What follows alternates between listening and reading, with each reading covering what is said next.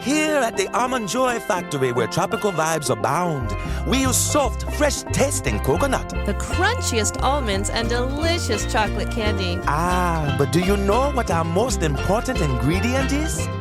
Sometimes you feel like a nut. Sometimes you don't. Almond Joy's got nuts and something even way better than that. Yes, Almond Joy is made with almonds and joy.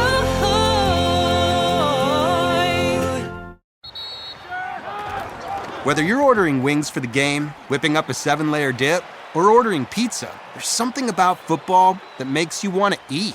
And this football season, Uber Eats has the best deals on game day food. No matter what you're craving, from 2-for-1 pizza to buy one, get one wings, Uber Eats will be dropping new deals each week, all season long. Uber Eats, official on-demand delivery partner of the NFL. Order now. Terms and conditions apply. See app for details.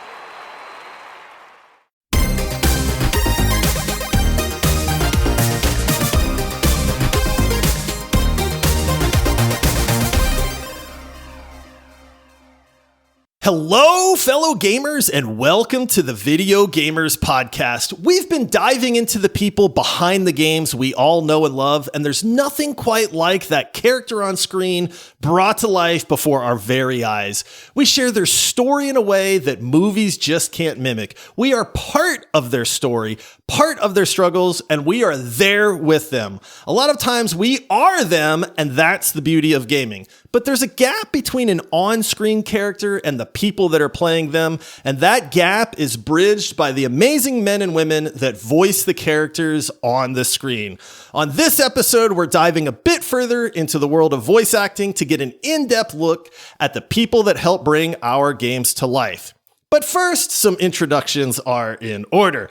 I am your host, Josh, and joining me, he'll never forget that one time he was sick and nailed that perfect Kratos impression, and now he has it at the top of his resume. It's Ryan. Death can have me when it earns me. Yeah, that's not as good this time. Yeah, see, I gotta get that frog, and then it gives me the Barry White voice, and then I can go from there. But it's okay. You did it once, Ryan. That's all that matters. I have it saved. I have the one. I'll just go on that. And joining us, she is actually a voice actor with experience in games like Dragonair Silent Gods, AFK Arena, Fortnite, and Genshin Impact. It's the incredibly talented Melissa White. Well, what an introduction. Thank you for having me. Right? I hope I can live up to that hype. I'm here. I was hoping you were going to do Kratos there. No, I got to get sick first, too. Yeah. Don't try it. We need your voice for this episode. Yeah. Maybe by the end of the episode. There you go. Right? Awesome. Well, Melissa, thank you so much for taking time out of your day to hop on the podcast with us. We are very excited. This is going to be a good time. Our listeners, it's one of those things where voice acting is always, it's just near and dear to gamers, man. I don't know what it is, but it's like, I have never heard a gamer talk poorly about like just the whole of voice acting. I mean, sometimes I think gamers can be a little critical and say, I didn't like the voice acting in that game, but it's like, as a whole, like gamers, we respect it, man. And I like that. So thank you so much for coming on here. And I did mention some of the games that you have been in, but let me just repeat those for people, because this is awesome, man. So Dragonair Silent Gods, AFK Arena, a little game called, I don't know, Fortnite. I think people maybe have heard of that. And then another little kind of indie game maybe called Genshin Impact. That, only like tens of millions of people play every day. So this is going to be a lot of fun. I mean, we're very excited to have you. Getting that peek behind the curtain is really just fun. And we might ask some dumb questions along the way, but it's things that we're curious about. And it's like, if, I'm a kid, man, if I'm curious and Ryan's curious, then I know there's listeners out there that are going like, yeah, I've always wondered that. So, but we do like to start off with the important stuff. And that is that you are actually a gamer. I sure am. Sup, gamers? Yes. Fellow game nerds. Yay. And so we were chatting a little bit before we started recording and kind of over email. And one of the things we always ask are like, hey, what are some of the favorite games that you've played lately? And I got to say, I love your answers on this. So what are some of your favorite games that you've played lately? So I just finished playing Silent Hill 2, the remake. That was my first experience with the series. I'd never played Silent Hill ever, any of them. Oh, so you didn't know what to expect. I had no idea. Oh, Dude, I was messed up about it. That game will get you. There's a reason they remade that. So what did you think about it? Oh, I loved it. I streamed it on Twitch, actually. And one of the weirdest things is I would get these random people coming into my chat simping for the main guy. And I'm like, he is not one to simp for. That's very questionable behavior, but okay. That's funny. But the game itself was so good. I just love the atmosphere they had. I loved the soundtrack. I loved the characters, the voice acting. Speaking of voice acting, oh my gosh, it's so good. But yeah, it was really, really good. It definitely threw me for a loop. I didn't figure anything out, so. That's kind of the fun part. Sometimes just going into it blind and being like, I have no idea what I'm getting into right here. And then just being like, what is this? What is happening? Yeah, absolutely. And then you did mention a game that I know a lot of people love, but Dead by Daylight?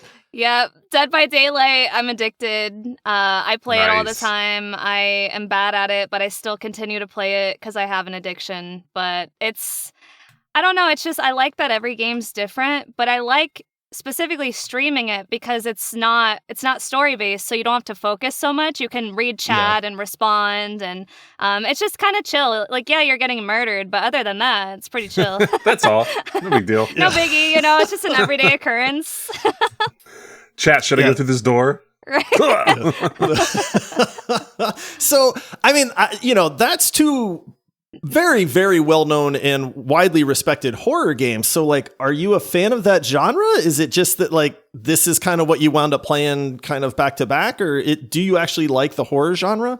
I love horror, and not just in games, like in all media. I'm just a big horror junkie. I just find it such a creative genre in general, like the things that some people come up with. And I'm not talking about the like, oh, this is just like, oh, the girl like who gets killed first, the like dumb blonde personified character that's always in there. But like the people who really get into these twists and the mysteries and the turns that tend to come with horror, I think they're brilliant. And so I'm a big fan in all media, like I said. Yeah. Dude, we hopped into Outlast Trials a little bit ago, and that game's crazy. Speaking of horror, if you have not checked it out, this is actually a good game to stream as well. But if you have some friends to play with, it is one of the most bananas games that I think we've ever played, and it's called the Outlast Trials. Outlast Trials, okay. Yeah, and it is crazy. Like we had no idea. We knew it was like, okay, everybody, like we've heard of Outlast. We know that that's like a horror. Yeah. And we got in there, and this was one of those just like, what the heck is going on right now? I love it. I would probably love it, I'm sure. So thank you for the yeah, back. you would definitely.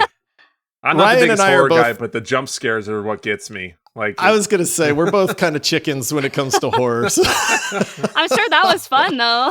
Oh, it was.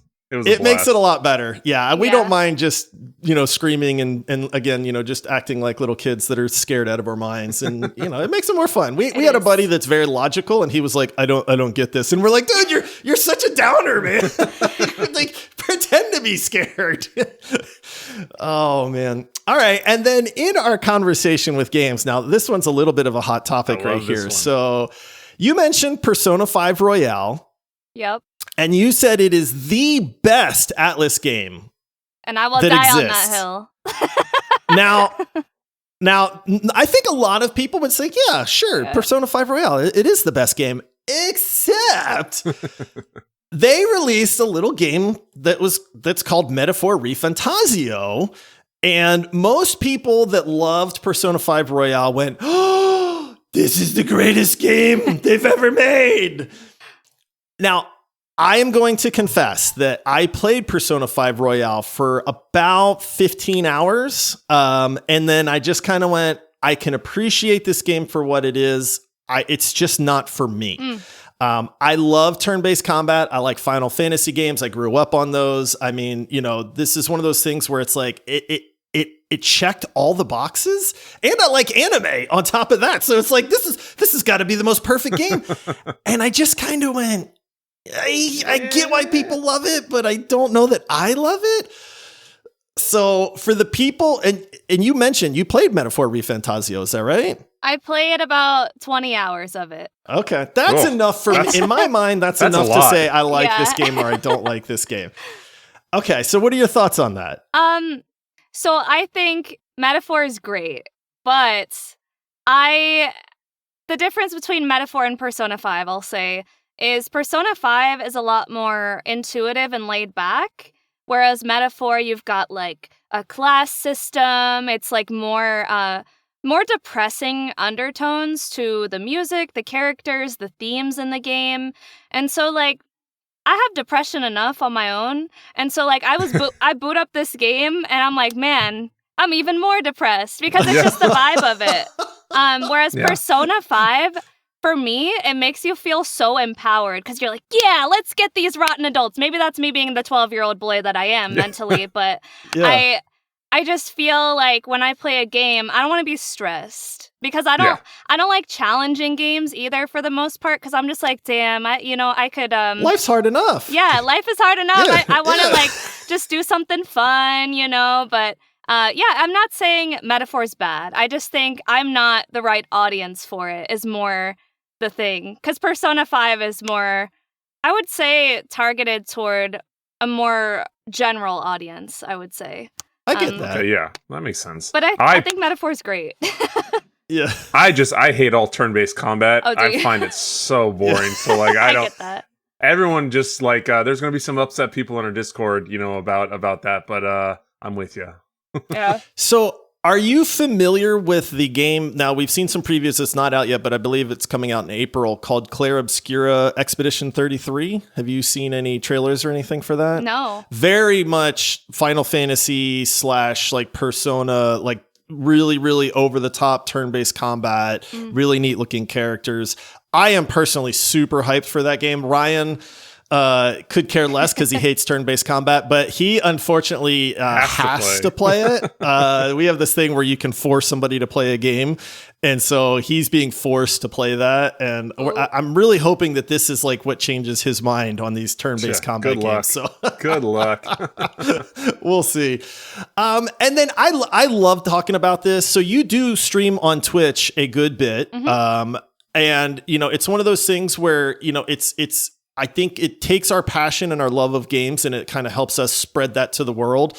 I mean, we do a gaming podcast, so it's like, obviously we understand. And again, everybody's experience is different. I used to stream on Twitch a long time ago. And for me, it was a lot of fun. I'm a super social person. I love talking to people, but it was like, it almost made it feel like work at times. So do you get that feeling? I mean, is it just the fun of talking with people that are hopping in a chat and hanging out with you? Or how does that affect like the whole like gaming is my hobby, but now I've turned it into work at the same time? So here's the thing. I'm a workaholic. And for me, if I don't schedule in some kind of productive gaming, like streaming on Twitch, I just won't do it because I'll just work. Yeah. That makes I'll just sense. do like, I have voice acting or I have a day job too. So I'll just do other stuff. And I'm like, no, I'm scheduling in my fun. I know that sounds so lame to have to schedule in your fun, but I do. And I am very extroverted. And so I find it so fun to talk to people who come and chat. And I like entertaining people. I mean, I'm an actor, right? So it's like, I think streaming is like not too far off because it's still that entertainment aspect, but it's still, I get to experience these stories and these games that I'm picking. And I have an excuse to do it because I feel productive. It's the millennial in me, man. Everything has to be productive. Yeah, I get that. Yeah, Ryan and I are very similar in that way, where it's like we can't sit still. It's tough to like just sit down and do something for a few hours, kind of thing. And my wife jokes because she's like, I thought you were going to play this game, and I'm up every 10 minutes, And she's like, what? And I'm like, I just can't sit down this long. I need to feel like I'm doing something. So right. Yeah, we can definitely sympathize on that. So I got a burning question in my head, and we got to go back to the horror game thing for a second. What is the scariest game that you have ever played? Amnesia. Oh. The Dark Descent? Yep. Yes, dude, that is the answer. That is my number one Josh answer. is a huge advocate for Amnesia. Oh, it's so good. Every time anyone brings it up, it's hard to explain to people. Have you played Amnesia? Have you played it? You should try it out. Hey, Hey, she just verified that right there. I validated you. Yes, absolutely. I tell people, look, it's a little dated. I know the graphics are getting a little old, but if you want a game that is hands down the scariest game that I have ever experienced, Amnesia is it. Like, I know they did a new one called The Bunker. I didn't play that one, but The Dark Descent is so good. Yeah, I just think that it's the perfect example of how to make a perfect horror game because it has everything in it. And I'm not good at puzzles, so I needed help when I was playing that. And that was before I was like Googling everything. So I was in college and my boyfriend at the time, he was playing it because he was good at puzzles. And I was like, okay, you're going to play it, but I'm going to be here because he doesn't like horror. And I was like, all right, let's like do this. And so it was just a team effort to finish that game because, it's rough, but oh my God, it's so good. And everybody should play it if they haven't. I highly recommend it. We've convinced a few people in our community to like pick it up and play it. And I think it went on sale like really cheap for a couple bucks like a week or two ago. So we actually did have a few people that jumped in and were trying it and they were like, this game is great.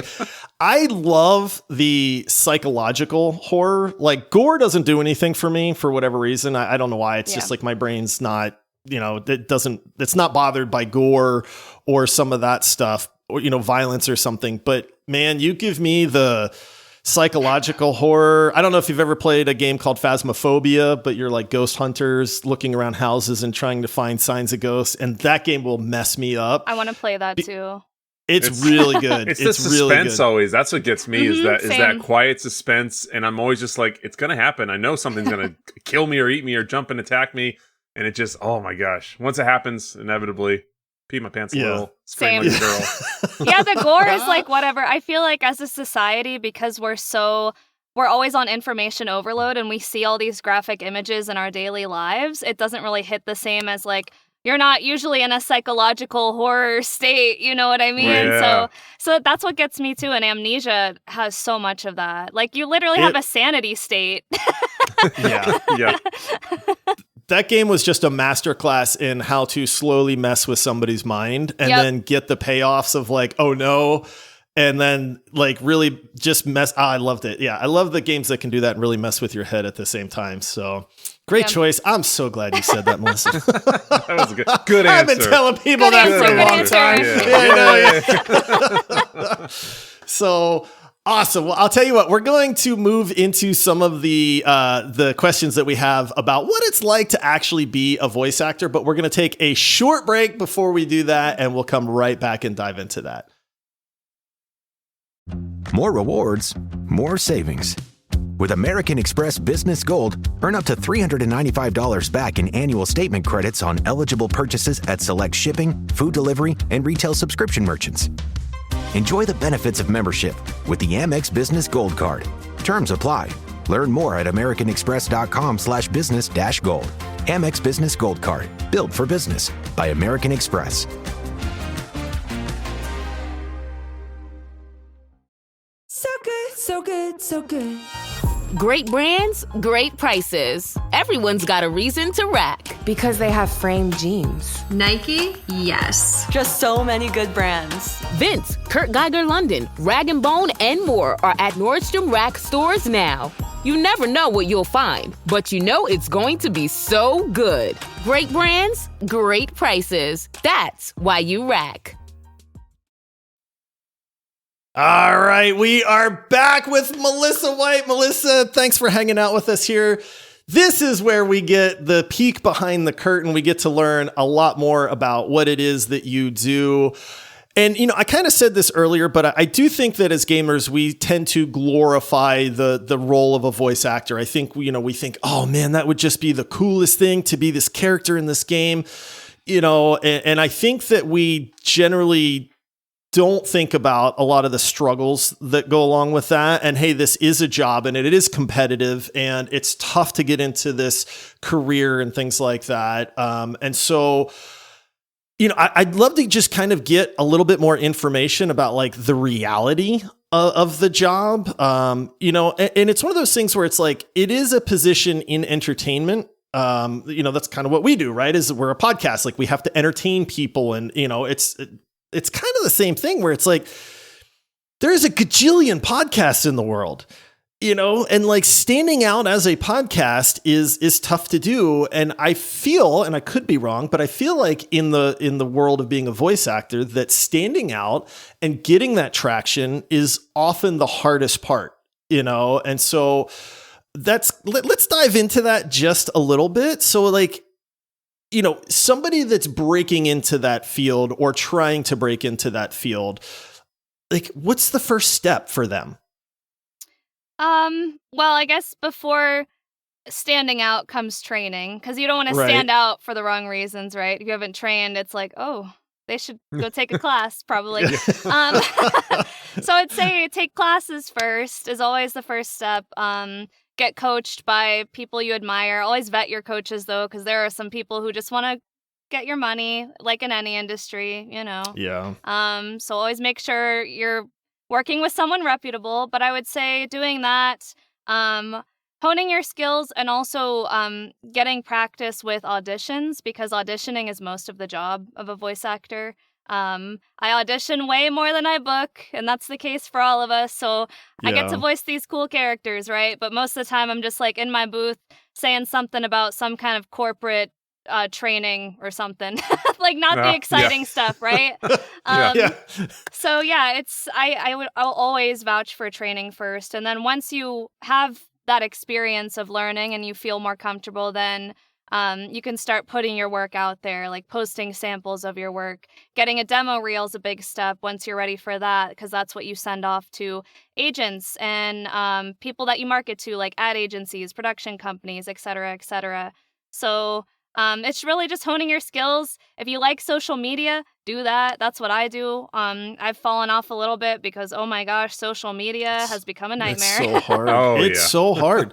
Like, I'll be honest, like, I'm a little bit older, I rebelled against social media for a long time. And then I finally went, okay. And, like I said, as a podcast, we are also trying to get in front of people, and exposure is kind of everything and that sort of thing. And it's just like social media is such a grind to like try to keep up and try to make it interesting and all this stuff. And sometimes it's like following trends. Josh wasn't the best at his TikTok dances. That was probably the issue. If you can be stupid, that's entertaining for people, right? Well, we're good at that. That's for sure. Also, I'm the world's worst dancer. Oh, man. Yeah. So is the field like, I mean, it's one of those things where I think we think that it's like super competitive, and with competition kind of comes the side eye kind of thing where it's like, you're not as good as me. I'm better than you and that kind of thing. And so is there, what is that competition like? And is there, like, I guess, does it manifest? It's one of those things where I don't like when people are like fake nice to each other. Like, we see this a lot on Twitch, and I'm just going to call it out because we're honest about things, right? There are a lot of Twitch streamers out there that are going like, oh, I love my fellow Twitch streamers. Like, let's support this person. Let's do that. But if they're watching that person, they're not watching you they take at their the same followers time, in a second. Yeah. Yes. And so it's like, I think there's this fake niceness that exists in like a lot of entertainment media. And so is voice acting like that? Like, what's the competition like? And is there a little bit of that side eye with each other from time to time? It's a very competitive field. I think like any creative field. But I will say, I think overall, the community's pretty nice. They're pretty, they cheer each other on. I do think there's some of that fake niceness. That's always the case with social media, right? You can't just be like, I can't believe that you got this and not me, because then you look like that. Oh, sorry. Right. Yeah. You look like the jerk, fine. Right? Yeah. So you have to be mindful of your appearance online too. But I think for me, I genuinely get a lot out of cheering other people on, because I have the mindset that the roles that are meant for me are going to come to me. If they're not meant for me, my friend's going to get them. You know what I mean? So it's about the mindset that you have. I do think it's hard. I do want to say jealousy is a normal human emotion. I don't think we should demonize it.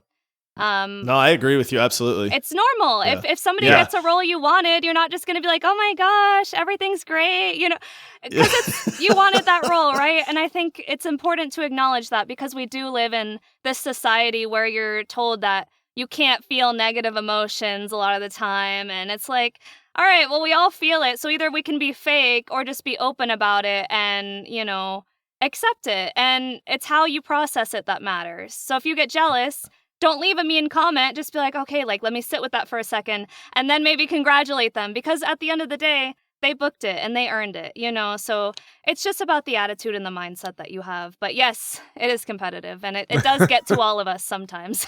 I like that point of taking that and finding out a way to make it better, so then you do land the next one. I did a lot of martial arts, and anytime I would get submitted or something would happen, I'm like, okay, why did that happen? How do I make sure it doesn't happen again? Yeah. I'm sure it's the same in a lot of these other fields. So yeah, it's cool. It's definitely, Josh and I were both big optimists and supportive people. And so I know we like to gas people up too. So that's cool to hear that it's not as cutthroat as some people would think. Yeah. Yeah.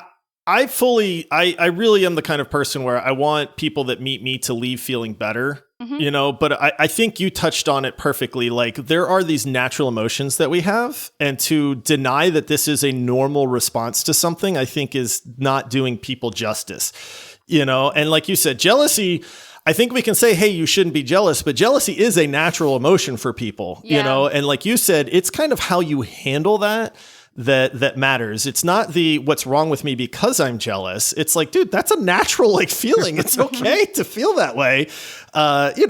Maybe you don't go out and yell at that person, and you say, hey, congratulations kind of thing. And then you just, yell to yourself maybe. And you'll get the next one. That's what I always tell myself. We'll get the next one. And I think, Ryan, you think about, what could I do better? I always like to go back and listen to people's performances, because then I'm like, okay, this is what they were looking for. And I can take a mental note that, my next audition, I should do something like this, because this is what's booking right now. So yeah, it's like just putting a positive spin on things. So I wanted to, we talked to another voice actor and I asked him this, and I really love this question. So speaking on that with your auditions and stuff, do you have specific characters that you always try to draw upon, like as a voice, like a bag of characters, or do you come up with one on the spot, or how does that work? So the voice I use the most is the one that you're hearing right now. Oh, okay. Well, that makes it easy. Yeah. Well, and it depends on the actor, right? A lot of voice actors use their natural voice a lot. Some of them are more vocal chameleons, and they do a lot of different voices, and they do have that bag that they pull from. For me, I look at the character, I look at the description, and I think, okay, or not the character even, if the commercial's like, we want warm, motherly, nurture, or peppy and energetic and Gen Z and whatever. So you just look at that and then you pull from that. But I will say my characters are almost always just slight variations of my natural voice, unless I'm voicing a little boy or something, because I don't sound like a little boy for the most part. No, you don't. So it just depends. But for me, I'm more of a voice actor that I use the voice that my mama gave me, Yeah, that is cool. I was listening to some of your demo stuff on your website and everything, and there was the one that was the high energetic peppy one, and then it's like, oh, nice and smooth and warm, and it's like it's so cool to see the fluctuation in that and the change you can make, just still using your natural voice. Yeah, and I think I part of it is what's been ingrained with me. One of my first classes that I ever took was your natural voice is your biggest moneymaker. So I've always kept that in mind, and it's been true for me, because when I try to do a weird voice, for me, it doesn't sound authentic, and so I don't book it, because there's somebody who's going to do that better than me, because they just sound like that. So if it's like an animated character or something, then we turn on the crazy voices, but for the most part, I'm not going to be down here trying to be deep voiced mommy voice, because that's just not what I sound like. And somebody does. So it's about finding your niche. That's a big part of this industry, is figuring out where you specifically fit. Awesome. That's really interesting, because it's I think, and again, as gamers, not knowing, and that's kind of the whole point of this episode, is to know a little bit. And it's funny because in my head, and maybe I'm just an idiot, but it's I'm no voice actor, but there are many a time I've been in the car or the shower and I'm being stupid. And it's I'm coming up with voices, or I'm it's really time I get where I can nail this English accent. I'm going to talk and then before I know it, it's this terrible English accent has evolved into a really terrible Australian accent at that point. And then I can't do it. I don't know why, but it's so how do you, and maybe that's the answer, is like, how do you kind of like lock in, you know? Is it just that it is close to your natural voice? Because I feel like if I was trying to do a voice or a character, I would just be like, wait, I feel like I was talking different yesterday when I was trying to do this. So like, how do you reinforce that? A lot of actors, myself included, will have lead-in lines that we like use to get ourselves into character. I'm going to bring up Erica Lindbeck because we were just talking about Persona 5, but I know she voices Futaba, and I know she'd be like, my mom, because Futaba has mommy issues, and so she'd always like start talking about her mom to get back into the voice. So that's what I do for my characters too. I'm like, what's a line that really describes this character well, so I can get back into the mindset and the voice. Because it's the same way, and also your voice does sound different every day. Like from day to day, it doesn't sound exactly the same. So it's like there's going to be slight variations. Like if I have 10 sessions for a character, it's not going to sound exactly the same in every session, but it's about getting as close as you can to that sound. But not beating yourself up if you don't, because it's like, well, nobody's going to be listening that closely. If they do, back up. Like, yeah, these are still voices. Like they do, they like Ryan's Kratos voice he had that one time. He's been searching for that ever since. You don't understand. I'm going to just carry around vials of like sickness viruses just to give it to myself so I can do it again. Ryan's in his villain era. There we go. Oh, yeah, absolutely. So let's talk, like, I think the audition stuff is fascinating, to be honest, because it's like, this is like, I think the nerve-wracking part of the job, but also the part that leads to actual roles at the same time. So, you know, in my mind, and again, probably not the accurate representation, but I think a lot of people think like me, is that it is, you go to a studio, you know, and there's 15 people sitting in a waiting room, you know, and they're like, all right, Melissa, you're up. And you go into, you know, a studio or in front of people and you read the lines that they have you read. And, you know, you try to make the best impression that you can. But then I also see, like you know, have your own recording studio. And so is it a little bit of both? Is it, no, like 90% of this is me recording lines in my private studio and then I just mail them off to people, or how? So what is the actual audition process like? Every single audition I've done has been from my home studio, but I will say some of them you audition and they want you to do the job in studio, in person. Okay. So I have worked in studio, but it's after I booked the job. For auditions, I mean, I've seen it every now and then where they're like, okay, callbacks are going to be at this studio in LA or whatever. But it's just not very efficient for casting directors, because I do casting myself, and I wouldn't want all these talent coming in and like reading for me. I just want to lock in and listen to the auditions back to back to back to back, like on my own time, you know, at my own pace. I take little notes, but I can re-listen, you know. I just feel like it makes it more complicated because you are recording probably the auditions in the studio, but it's like, just send me your files, I'll listen, and then it's easier. It's easier for everybody, I feel like. So I mean, I've maybe seen one audition that was like go in studio for voice acting anyway. Yeah. That's really neat. I'm sure with the technology we have today, you know, it's why not utilize it, you know, and save everybody the travel. Yeah. Now, how many takes does it take? That's the other question. Like here's an audition, here's the lines we want you to read. Like, I have a little bit of like a perfectionist brain, and it's, you know, that's good in some ways, but not so good in others, when it's like, you can't quite get it that 100% and you kind of just have to go, okay, 99% is good enough, or I'm going to drive myself crazy. Yeah. So is that like one of those things where it's like, do you drive yourself crazy going like, this is good, I don't need to do this for like a 20th take? Yeah, I started out like that because I am a perfectionist. Recovering perfectionist, I like to call it. I'm doing my best, okay? But that's the problem. I'm doing my best. I need to do less. But anyway, so I definitely started out thinking in that perfectionist mindset. But the thing is, now I do so many auditions that if I did it like that, it would take me all day and all night to get them done. And so I've just had to accept... I've had to start trusting myself, trusting my instinct and my gut. It's tough to do, but it's good to do. Yeah. But because here's the thing, and what I noticed is if you keep saying the same line over and over and over again, it starts to sound fake.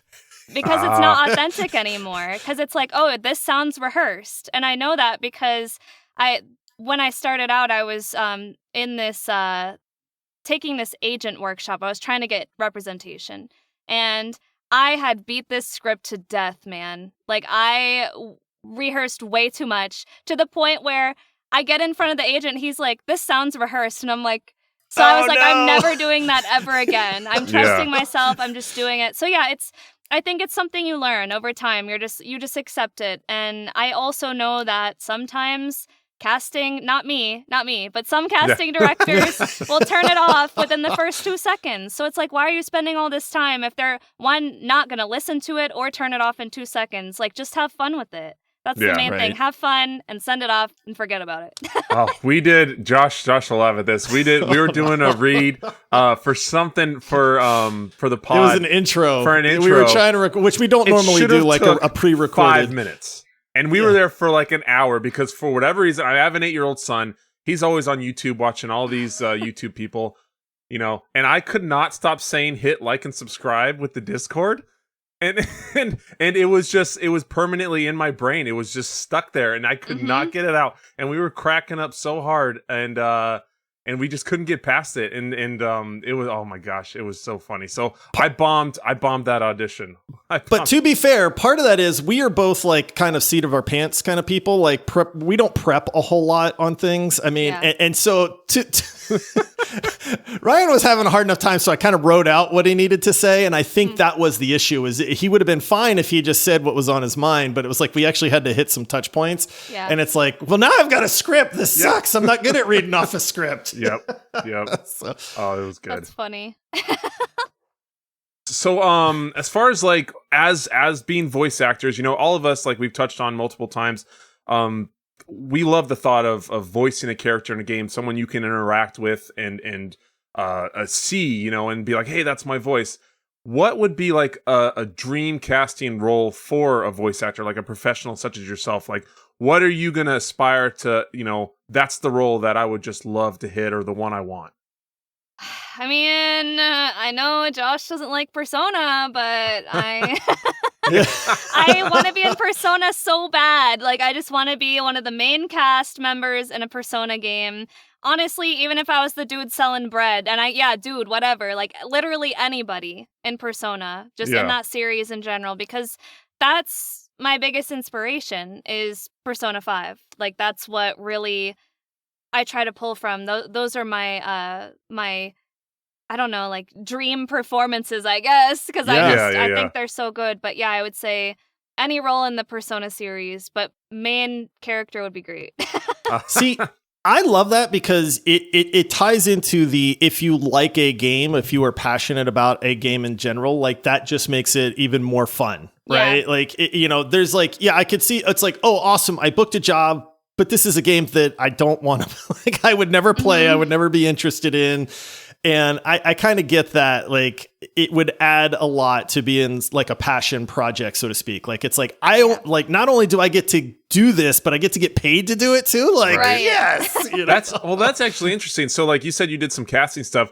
Do you guys or casting directors take that into account? Anyone's ties to a game or a love of a game, if they're passionate about it, like when casting roles, or it's just like, this is the voice, this is the sound we want, this is what we're going with? I would say what I like to do is if somebody's in the top 3 choices, then I go on their social media. So it's like, unless you're already in my top 3, I'm not really looking at like stuff you've posted or anything that, unless I know you as a person, right? And I've seen you talk about it. But so I guess sort of if you're already a top choice. But for the most part, it's like, I think casting has an idea of what they're looking for. And so, yeah, I mean, I wish I would if I knew everybody. I wish I knew what everybody. Send me a list of all of your like dream roles, there you and go. then I'll see if you fit. Well, sorry, Josh, you're not going to be able to be in the next God of War. Oh, I'm too squeaky. I've come to accept this, man. I'm an old man with a very squeaky, high pitched, excitable you voice. could be great. Look, he's even got. I don't know if you can see him, Melissa. He's got the Blades of Chaos in the background there. So yeah. Nice. No, I'd like that deep voice, but know yourself, right? I relate. I don't have a deep voice, but I'm like, every time I listen to women with deep voices, I'm like, oh my God, why don't I sound like that? Because I just can't. Like, my squeaky voice, I'm like, all right, cool, I'll be the little kid again. Yeah, excitement, I think that's like my voice. My voice is just the overly excited about everything kind of voice. Right. So I love this because I actually saw a reel that you did, and this I think touches home a lot. And I mean, even for people, I mean, we've been doing this podcast for almost 5 years now, and I love this, so I kind of want to dive into this a little bit. But you did kind of talk about like the imposter syndrome or the anxiety that kind of goes with what you do. I mean, anytime somebody has to perform, I think, again, as gamers, and I think that this is a big misconception, is that, this is easy. You get to voice a character in a video game. Like, that's the easiest thing in the world. How awesome is that? And then I don't think that a lot of people understand that, number one, it is performing, and that comes with a very high expectation that you're going to do it at a high level. Yeah. And, at the same time, it's like, you go through so much to book a role. And then you book that role, and I can only imagine the anxiety that comes with the, oh, please don't let me mess this up now kind of thing. So what is that like? I mean, if you book a role and you're recording in your studio at home, I think a lot of people would be like, well, what's the big deal? But I know it's not like that. So what is that like pressure and that kind of anxiety like, and how do you deal with that? Yeah, so I think imposter syndrome happens to all of us. I'll just say that. Even absolutely. Even people at the top still deal with it, right? Everybody's got a little bit going on. But I'll just say, like, what I always tell myself, when I book something, they picked me for a reason. And I don't care, like, how big the project is. I'm there because I'm qualified to be there. I'm more than capable of getting this job done. So I tell myself that, and sometimes I'll like freak out before my session, but then I'll get in the session and I'll be totally fine, because most voice directors are incredible. They're amazing. They make you feel so comfortable. They're reassuring. And it's just like, it's more of a collaborative effort. Like, you're there to make art. You're not there for perfection. You're not there to be criticized, because it's just a team effort. And I think a lot of people do think of direction as like critique, whereas it's more, no, we're just working together to get the best product. Because it's never like, wow, you suck. It's, oh, try it this way. Yeah. So, I mean, sometimes it's, wow, you suck if you have a bad director, but that's very rarely the case.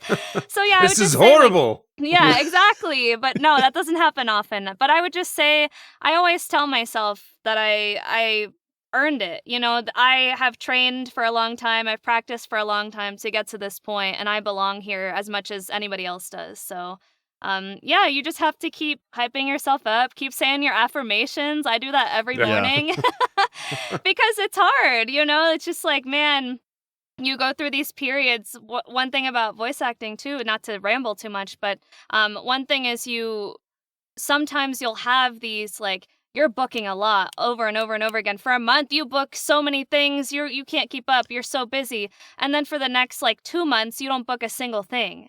And that's when it starts to hit like, oh my gosh, is my career over? And you have to reassure yourself. That would be tough. Yeah, honestly. It's the dry spells. It happens to everybody, but it doesn't say anything about you. It's just like what's in season, like who's booking right now, and you just have to keep going. Keep going is the most important thing. Yeah. Just keep swimming. Just keep swimming. Just keep swimming. Yeah, I'll go through that too. I'm self-employed, and a lot of times my work will have weird ups and downs, and I'll have more work than I can, throw 5 guys at, and then I'll have nothing. And I'm like, this is the end. It's all over now, So it's normal. Yeah, it is normal. Every industry. Yeah. Yeah. I can't imagine. I mean, and again, I think that's one of the things that people don't think about is it's, life is great when you're booking things and you're kind of building your resume and your reels and things like that. And it's like, okay, this is awesome. I would imagine that word gets out that it's like, hey, this person's really good. They're easy to work with. And so there's that whole like building your reputation, along with everything else there. I guess that brings up a good question though. Like, do you ever have to work with like really difficult people? Like, is there if this guy asks me to change this one more time, like I'm going to scream, like, you don't have to name names, but it's just like, there's gotta be, you are working with people. And anytime you're working with people, there's gotta be a little bit of that like conflict or just stress about not everybody gets along. Yeah, of course. I mean, in any job, right? But I will say one of the trends I've noticed is the projects that pay less than they should. Usually those clients are more difficult, and it's like, go figure, right? Yeah. Because they're not seeing your worth as an actor, and so they're like, oh, well, we can get perfection for $50, like ridiculous. And then like on the flip side, I'm sure you've heard there's plenty of divas in the creative industry, like actors can have big egos. And so I've even had clients tell me, thank you for being so easy to work with. I was just working with this guy. I'll never work with him again. But he was just so difficult in every way. Just like everything has to be so, and you have to pay me extra for XYZ. And I'm like, why? Yeah. So, you worked hard to get here. Why be like that once you're there? Yeah, and then get kicked out because he was like, I'm taking him off my roster. And I was like, I don't blame you. If people are not easy to work with, that's why I always tell people, I don't care how talented you are. If you're easy to work with, that's going to take you way further than any level of talent where you're like a jerk. Yes, absolutely. Yeah, there's too many people that want to do what you're doing for somebody to be a jerk about it and then be like, there are 10 people that would love to be in this position, and I don't understand that. It's not our nature, like, to just be mean to people for no reason. I can't actually fathom like why people it's in are some that people's way. Nature. I know it. I mean, I've dealt with people like that, but it's just like, I just look at them. I'm like, why are you like this? Why are you mad, bro? Who hurt you? Oh man. Sweet. So, I think the other thing is the big question is, when we think about voice acting, I think we generally tend to think of two things, right? And it's funny because you mentioned very early on that a lot of it is just like for business aspects. Where it's like, hey, corporations need people to narrate their video that they're making or something like that. Yep. And I think, again, as gamers from that gamer mindset, we go voice actor equals gaming or equals anime. And that's it, And I think that people forget that there are voiceovers for commercials and every car commercial in the world has a voiceover and that's a voice actor that's doing that, Yeah. So Is there a difference from your personal experience? Is there a difference between doing, say, a business voiceover, a gaming voiceover, or like an anime voiceover? Like, are they kind of all the same, really, because it's still you using your voice, to do this, or is there a vast difference in those? They're very different because they're all different styles. So a lot of video games, the trend nowadays, for the most part, is they want very grounded, real performances. So just real human beings in a game. Whereas anime is way up here and we're being really like crazy and loud. And not only that, you're matching mouth flaps because you're dubbing. So it's more like of a specialized skill in that sense. Whereas corporate, it's like, we just want to try not to put these people to sleep, but we still have to be like educational. Which every corporate video does. So. Yeah, they're like, be enthusiastic, and I'm like, nobody's enthusiastic about this, but I'll do my best. So yeah, they're all very different. I would say they're all specialized skill sets. There's a lot of like, in video games, you have to protect your voice more because there's a lot of like guttural screaming and stuff like that. So, but you're not doing that in the commercials. If you are, they're probably not going to air because nobody wants to hear that like on TV. But we really had this nailed until the death scream. Yeah. Buy this car now. Right, exactly. And then like I will say too, audiobooks are crazy. I just want to put some respect on audiobook narrators. If any audiobook narrators are listening to this right now, Ray Porter. First of all, I love y'all. And second of all, these people are voicing every character most of the time. Every single character in a novel, they're voicing them. And they have to distinguish them and make them, their own unique character with just their voice. And so I just want to say, I just don't see a lot of respect for audiobook narrators. Oh. And I'm a little biased because I've voiced some audiobooks, but nice. They're so hard. And I see all the, voice actors only do anime and video games. And I'm like, please put some respect on audiobooks because I think that is fantastic. I have never thought of that. Ryan, I know is a huge audiobook guy. It goes kind of hand in hand with his job and stuff like that. I've literally never listened to an audiobook in my life. I love just actually reading. Okay. And so I just read the books, but I do the voices in my head when I'm reading different characters and stuff. But I mean, kudos because I never thought of it. And you were right. These people, not only that, you have to read an entire book out loud. Yeah. Do you know how hard that is? With enthusiasm I plug in. I probably listen to 8 or more hours a day most days during the week with audiobooks. I got thousands of hours in, and I mean, I'll listen to series, and it's awesome because they'll have 18, 19 books, but you think this one guy is voicing 20 different characters, which is just crazy. And then when you're listening, you get into that world and you lose track of that, and you don't even recognize it, which is just wild. So I'm 100% with you on that. Yeah, audiobook voice actors are just that's a whole different level. It's something else. Yeah. Yeah, I wish people would be fans of audiobooks. You know what I mean? I'm like, come on, get their autographs. They're so cool, voicing these whole books and being all these characters. I find, I mean, I'm an amateur when it comes to them, but I just know so many people just pop them out like they're nothing, and I'm like, I don't know how you do that. Yeah. So yeah, that's awesome. That was my little tangent. But I learned something today, and then I kind of went, I totally have not even been thinking about that. So that's true. No, and I'll specifically search out audiobooks from narrators that I love, that I've grown to just love. So yeah, I totally understand what you're saying because I'm a big audiobook guy. So that's nice. I'm glad you respect them. Put some respect I do on now. their names. I do now. Listen. All right. Well, listen, we're starting to run a little low on time here. One of the things, Melissa, that I did want to bring up is when we were chatting beforehand that you mentioned that you are participating in and advocating for Project Hope. And so can you tell us a little bit more about what Project Hope is and what they do? Yeah, absolutely. So they do many things, but the main thing that they're doing right now is they are on the ground in LA helping people who have been affected by the wildfires that just happened recently and are still very much happening. Yeah.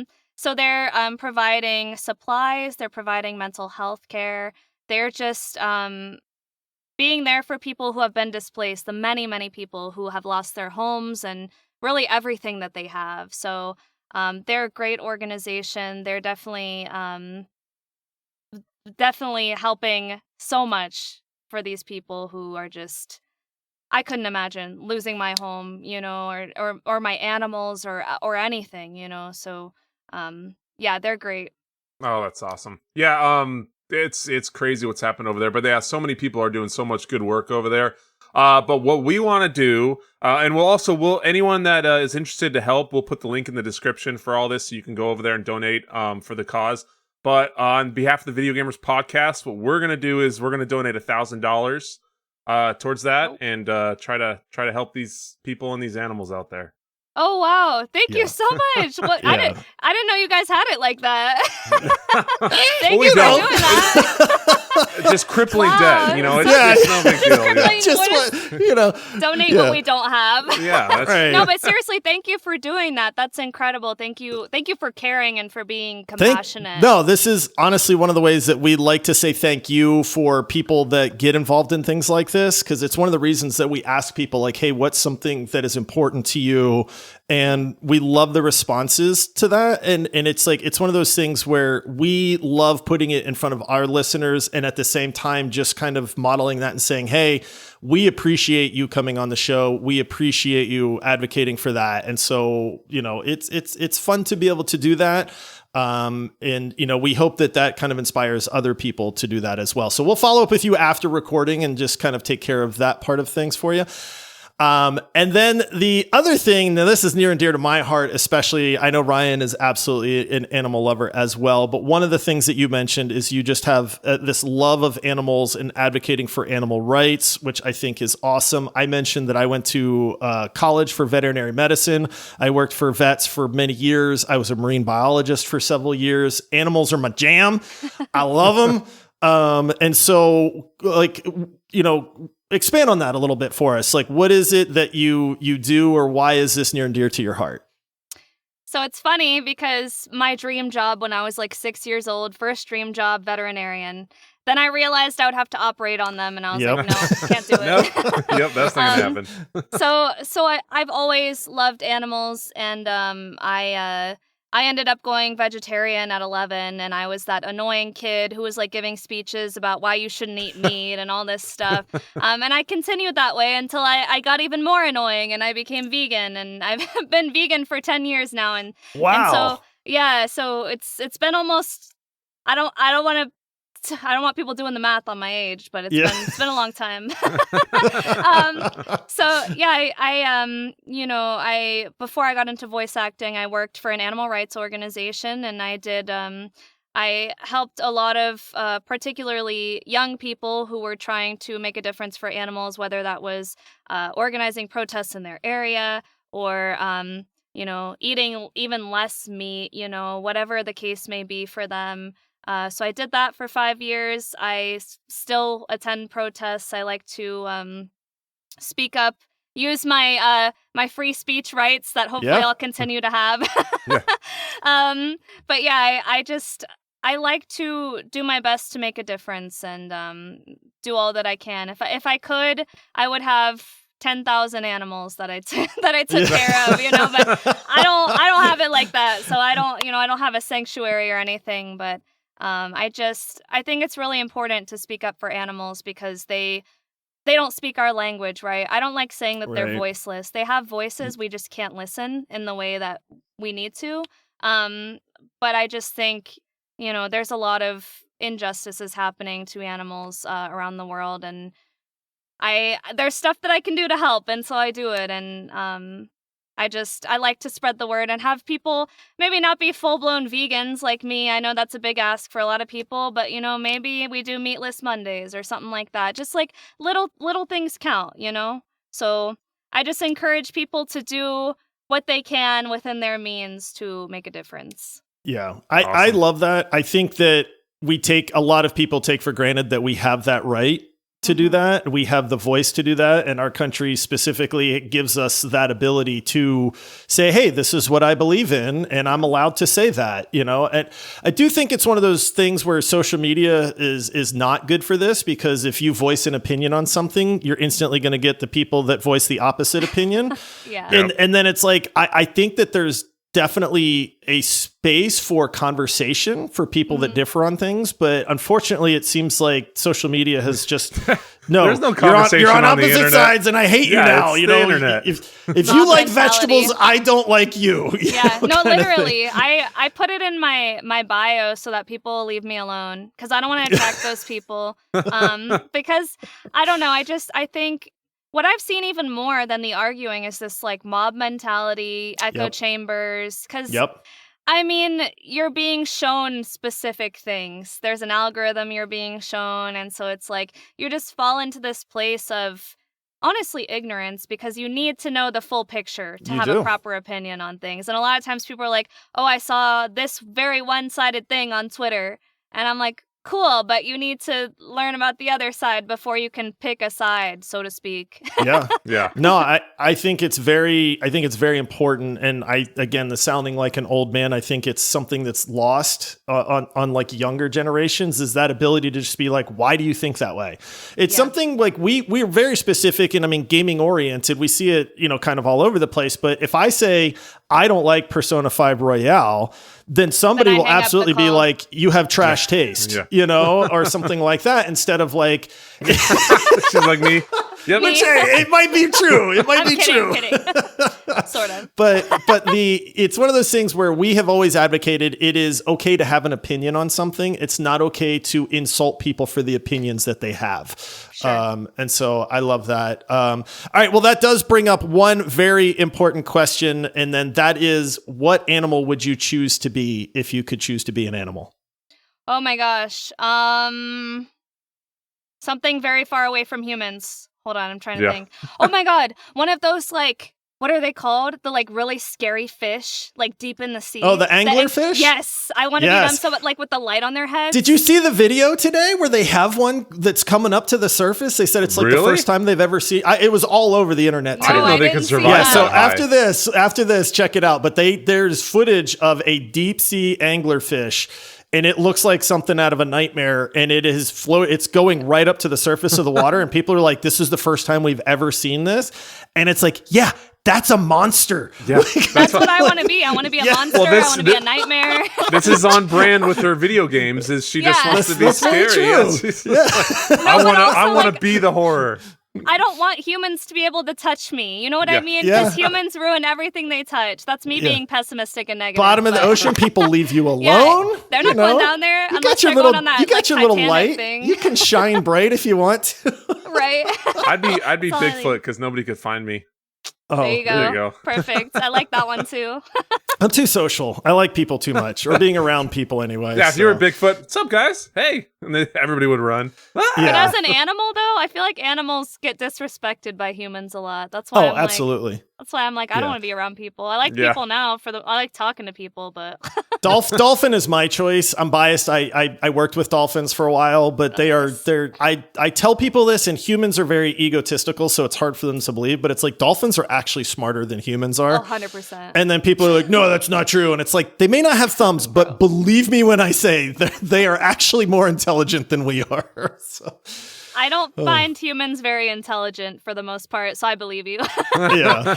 We're actively killing ourselves with this AI stuff. I won't get into it, but I'm just are we that smart? Yeah. Judgment Day is coming. Yeah, right? Oh boy.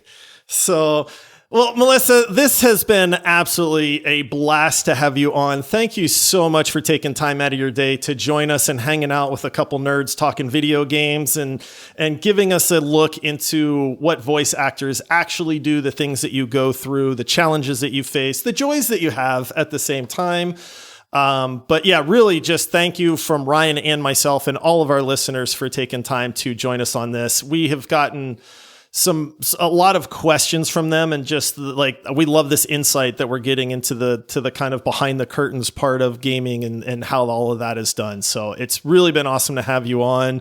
Thank you for being a good sport. It's you're super fun to talk to as well, which is great. Yay. All right. Thank you for having me. I'm what if you were you're super boring to talk to too? So we're glad we're ending this episode. No, thank you for having me. Yeah, absolutely. And hey, maybe we can have you back on one day. We'll talk about a horror game or something too. There you go. Or maybe we'll show you the Outlast trials. Oh my gosh, yeah, I would love to. That game's crazy, man. So, all right. Well, listen, everybody, that does it for this episode. Thank you for hanging out with us. Thank you again, Melissa, for joining us on this one. If you enjoyed this episode and you haven't done so already, make sure you follow the podcast. Hit that follow button, hit that plus button. Join our community. We have the best gaming community on the planet. The link is in the episode description. And also make sure you look for that link for Project Hope in the episode description as well, so that you can take a look at that and hopefully join that with us also.